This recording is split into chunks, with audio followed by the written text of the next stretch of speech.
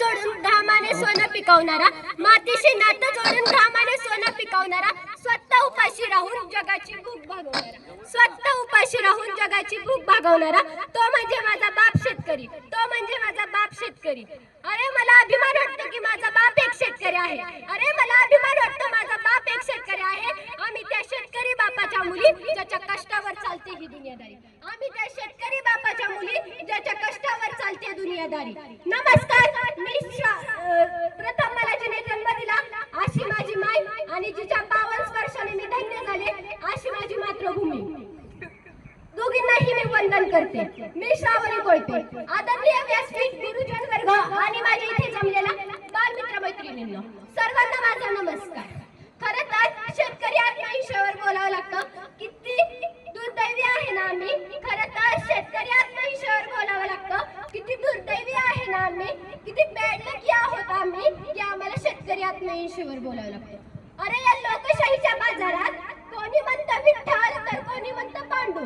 अरे या लोकशाहीच्या बाजारात कोणी म्हणतं विठ्ठल तर कोणी म्हणतं पांडू. अरे मंत्र्यांच्या पुढाऱ्यांना तुमच्या समोर माझ्या शेतकरी बापाच्या समस्या किती वेळा मांडू. अरे मंत्र्यांच्या पुढाऱ्यांना तुमच्या समोर माझ्या शेतकरी बापाच्या समस्या किती वेळा मांडू. साऱ्या जगाचा जगण्याचा गाभा शेती आणि शेतकरी आहे. साऱ्या जगाचा जगण्याचा गाभा शेती आणि शेतकरी आहे. आणि जेव्हा त्या शेतकऱ्याचं नुकसान होतं, त्याला जेवढं दुःख होतं त्याच्यापेक्षा दुप्पट जेव्हा एखादी शेतकरी आत्महत्या करतो, त्याच्यापेक्षा दुप्पट त्याला दुःख तेव्हा होतं जेव्हा एखादा शेतकरी आत्महत्या करतो. असंच मी तुम्हाला एक उदाहरण देते. सरकार कर्जबाजारी शेतकऱ्याला, ज्या शेतकऱ्याने आत्महत्या केली अशांना 1 ते 2 लाखाची मदत करतं. हे जेव्हा एका कर्जबाजारी शेतकऱ्याला कळतं तेव्हा तो तिथे दुष्काळ पडलेला असतो.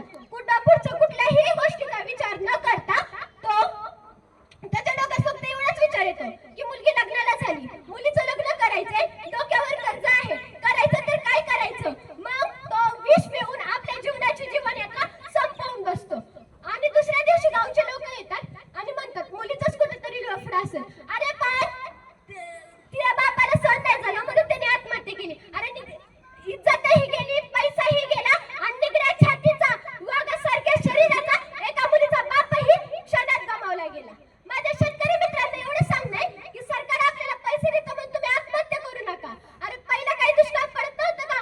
पडत होता ना, पण त्यावेळेस छत्रपती शिवाजी महाराजांनी मदत केली. आणि आता फुलाची पाकळी प्रत्येक सरकार मदत करत आहे. आणि सरकारने काय दिलं म्हणून बोंबा मारतात. दुष्काळ काही सरकारने पाडलाय का? दुष्काळ पाडणारे तुम्ही आम्हीच, झाडे लावणारे तुम्ही आम्हीच आणि झाडे कापणारे हे तुम्ही आम्हीच. आणि मग सरकारच्या नावाने कशाला बोंबा मारायच्या?